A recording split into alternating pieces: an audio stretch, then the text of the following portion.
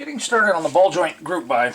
This is a ball joint conversion for the kingpin trucks. So roughly 77, 620 and older. I've done it before. I've shot a lot of video about doing it before. Not sure just how much I'll post this time, but I did want to record some for my own benefit, if anything. That way, if I decide I'm planning on doing a few extra this time, and then basically by the time this is done, I will probably not do these again. Not looking forward to this. Anyway, I posted this on Instagram, which should get shared to Facebook. I ordered these all from Rock Auto, all at the same time, all the same brand. Okay, so the part numbers are supposed to match. So, this is a RK620555. This is an RK620554. They're the way they're supposed to be. This one is stamped. This one isn't. It's stamped under here. The ball joints are a little bit different. The mounts, yeah, see how there's a plate here and there isn't here? There's a hex nut. There's a square nut. Those have to get cut off anyway, so there's other tiny differences in the stampings and stuff like that. Dimensionally, they should be the same. So all the dimensions, where the center is on the ball joint compared to, the pivot on the inner bushing, all that should match up. Shock, stuff like that. Everything else is basically cosmetic. Just kind of annoying that it's different. So hopefully I won't have any other issues when I come to machining stuff where it's different enough that I got to keep setting it up differently. At least 2 different versions, possibly 3. I showed on the thing the way they welded these. That's just stupid. That's not the way it's supposed to be, because the arm that goes over that and then bolts through here and then the torsion bar goes in. It's got a cup over that. So I'm going to have to make sure that the guys who are planning on using torsion bars, which is only like 2 maybe, that they actually get this style, where it'll easily go over that.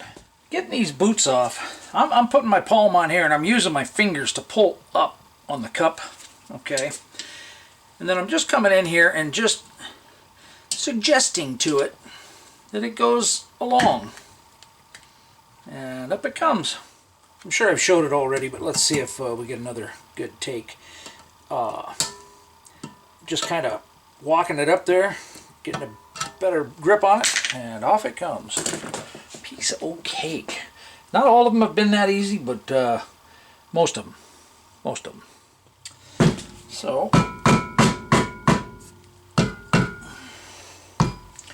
kind of need that pointing the right way. Let's go press this out, and then I could be done filming for a bit. This is just a 2.5 inch, and you can see it's getting beat up pretty good. What is it? 2.5 ID, and it just slips. Put it on there.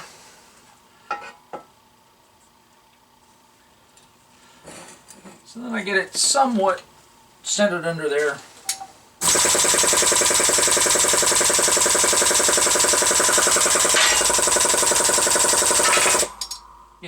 Out it comes. Well, I'm working on the control arms here, ball joint conversions, and what I've come up with is I've clamped this stop back here. I never thought about that before, and so what I've come up with is a thickness of 1 inch and roughly 50 thou, which is pretty close to the 1 1/16. Measuring the blade width, the teeth offset, gives me a kerf of 55 thou. Well, since they kind of flutter around a little bit as they're cutting, the kerf is always a little bit wider than what you measure on the tooth offset. This is working nicely. So before I make the first cut, I put this in so that the whole thing moves that way. And I've shown this in other videos, but part of the reason why I'm shooting these videos again is to make it a little bit more concise, update it, show what I'm doing differently this time. Not that I expect anybody to go back and watch the other ones. But I have to make the back cut first because it's clamped on the front here. So then I can just move it back that way up against the backstop and make the next cut. And I measured that first arm, and the cut came out perfect.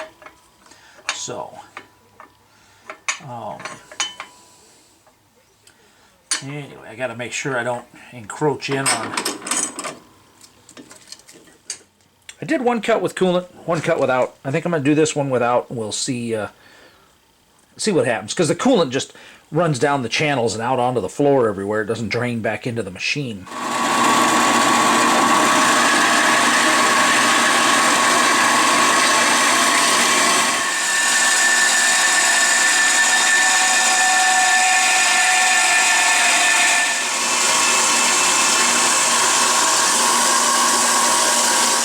So in case I happen to walk away, pay attention to something else, I don't want it cutting through this plate, right? So if you notice here, what I have is, I have a stop that stops the, it only cuts that far down, okay? It won't shut the blade off, but it will stop the downward movement, just as this thing cuts loose. So, that's another thing. I would have to stand here and babysit every single cut and make sure that as soon as this dropped, I shut it off. Well, this time now I don't have to, now that I've figured out how to do that. Part of the reason for wanting to cut it dry is then I don't have to, the chips don't stick to it near as bad.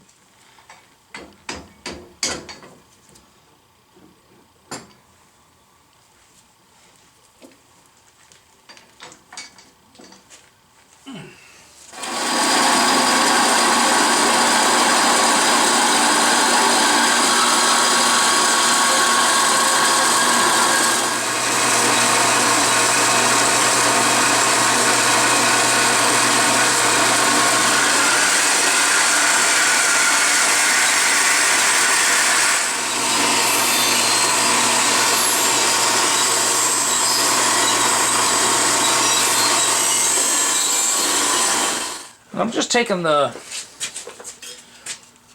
really sharp edge, the burr, off. I will have to put it in the glass bead cabinet and walk the E-coat back some more so I can do the TIG welding on it and that stuff. But I've got some other work, machining and stuff like that I'll do probably before that.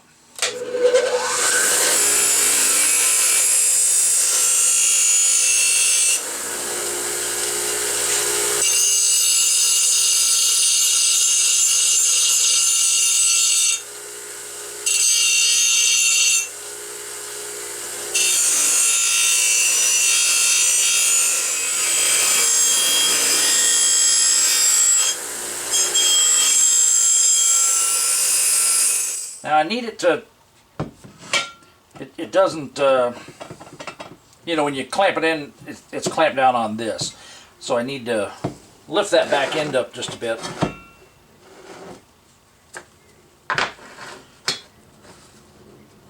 And that's usually about right.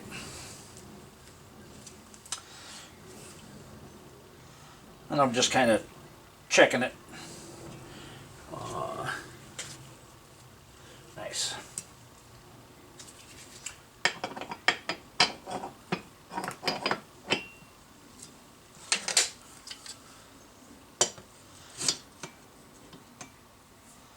Oh, I'm like a 30 seconds under, which is about what the other one was too, and I'm fine with that. I mean, we're 12 3/4. Nice. Ran into a bit of a issue. And again, just goes to why I am not going to make these again with Rock Auto arms. The inconsistencies are just driving me nuts. It's just so annoying. I've shown in the previous videos, and when how they're different. I'm getting ready to start machining the sway bar hole.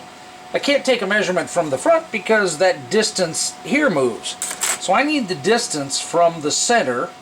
I can settle for the distance from the edge here. That's fine. In my video I said, oh, it was 0.8 from this edge and then 1 inch, or 0.8 in and 1 inch back. Well, the challenge is, because all the arms were different and the sway bar hole was different position and that stuff, I ended up having to custom on, you know, the differences in that stuff. I had to start cutting them so that I set the first position, and then I could easily measure and use a block and that stuff to cut the second one. So I got the distance of the cut easy enough and correct. But that moved almost from arm to arm. I can't just take it from that cut. I can't just take it from the front. So what I came up with was I found a piece of scrap just like this. I'm not doing these again. I don't want to invest much time in creating jigs and all that kind of stuff, you know, just forget it. That happened to fit the hole pretty close. The piece of aluminum was scrap. I deburred it. I didn't do anything else to it. It was slightly loose in the hole. I tried to push it in there, and once it got in there, then it was loose. So I took a center punch, and I staked the outside of the aluminum, and then I staked the inside of the steel, and then I put it in the shop press and pressed the two together, and it's in there pretty solid. Took a bolt, took a leftover bracket, and I didn't want to cut the bracket off, and I'm glad I didn't, because now I have a 2-for-1 kind of deal here. I've already marked these other ones, and if you can see that, the measurement won't be the same from the back here. It'll be consistent with the hole. And it's not extremely critical, anything within 1/8 of an inch, so that's where I decided to put it. And I know it needs to be on the side with the arm here. Anyway, so I marked the bracket.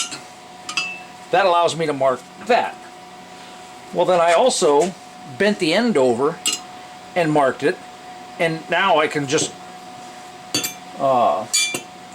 take it and go around the edge there and do that mark. So I want it to the side with the steering stop. Okay.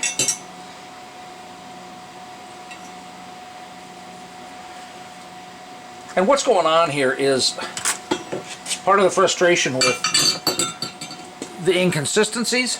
When I set it in the CNC mill to do this, I'm going to have to basically find that mark on pretty much each one. A lot of them will be similar. I'll just be able to run it down and go, okay, yes, good, hit start. But on a lot of them, because this will change at least 1/8 of an inch or so, I can't just drop it in there and do it and hit start. So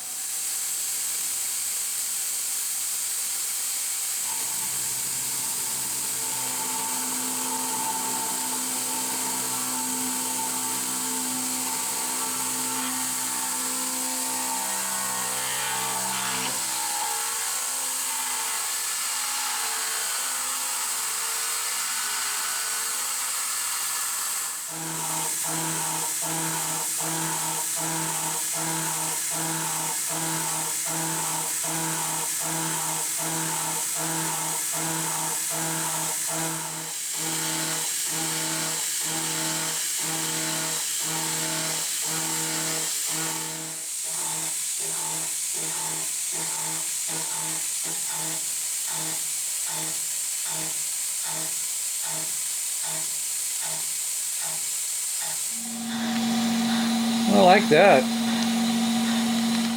Okay, I'm putting it in this one unit mocked up so I can see how it fits. I don't want it to clamp, but I do want it to sit on the shelf there.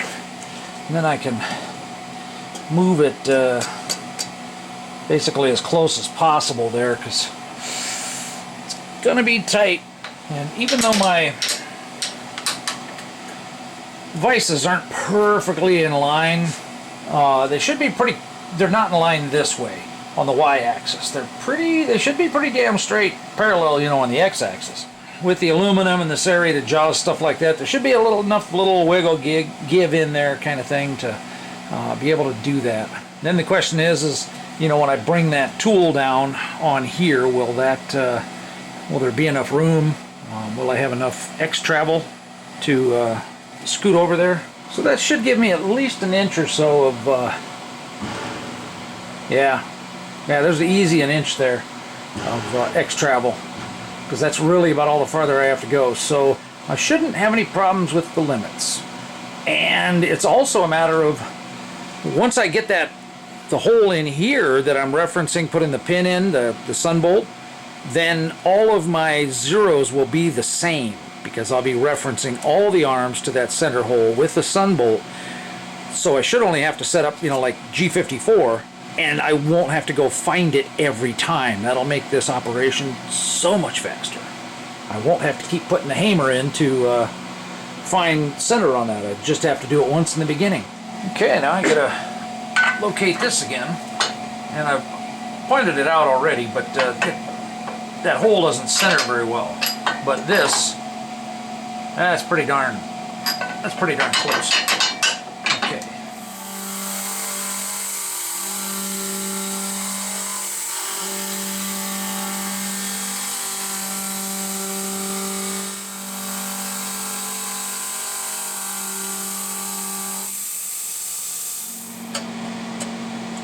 Okay, too small, so let's do 10,000, do it again.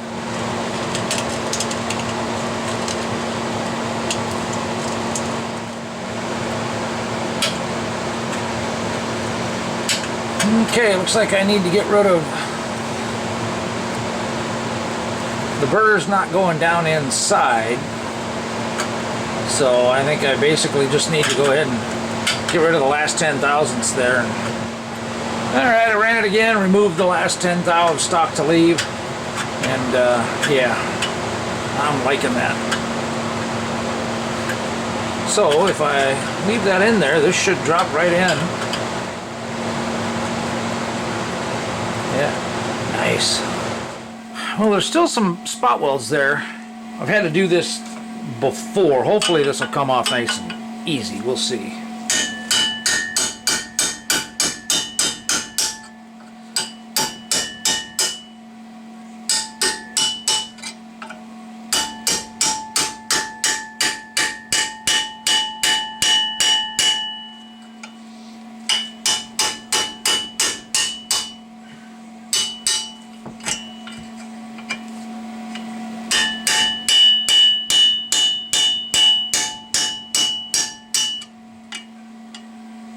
Well, it cut the ring. Come on.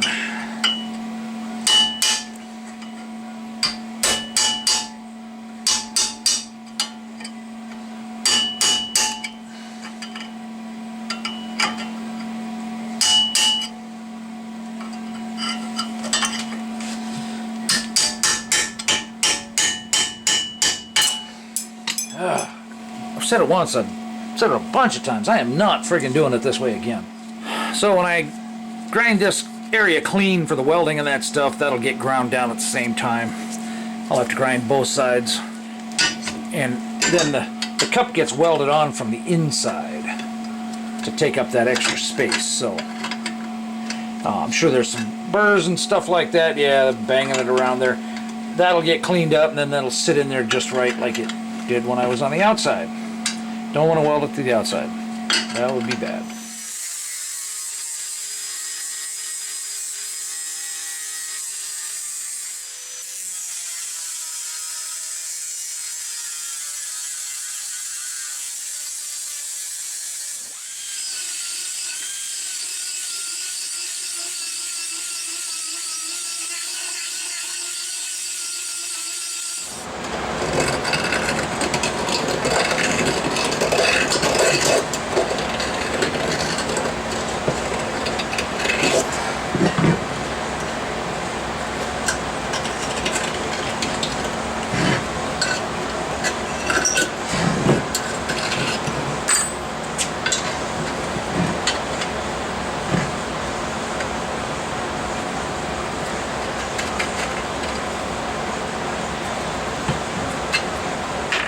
Well, at the very least, I want to include this to show what I ended up having to do to get it to clamp, because I kept having issues with it wanting to move. Everybody said strap clamps. The problem is with I can't get a clamp over here and down by the vise, and I really would rather pinch it to the aluminum rather than, because before I did a strap clamp, one of these things, here down to the thing, you know, but I couldn't pull too tight because at the time I was using just stepped aluminum soft jaws. These I have no issue. These are my Anderson Manufacturing Sarah jaws. I'm not concerned whatsoever with that being able to pull the whole bar up if I tighten it down with a strap clamp here. It's just a pain in the butt. This is going to be kind of a pain in the butt too, but you can see I've got it rubber banded together and I've got a spring in there, so when I loosen this up, pull it out, it should pretty much maintain its shape. So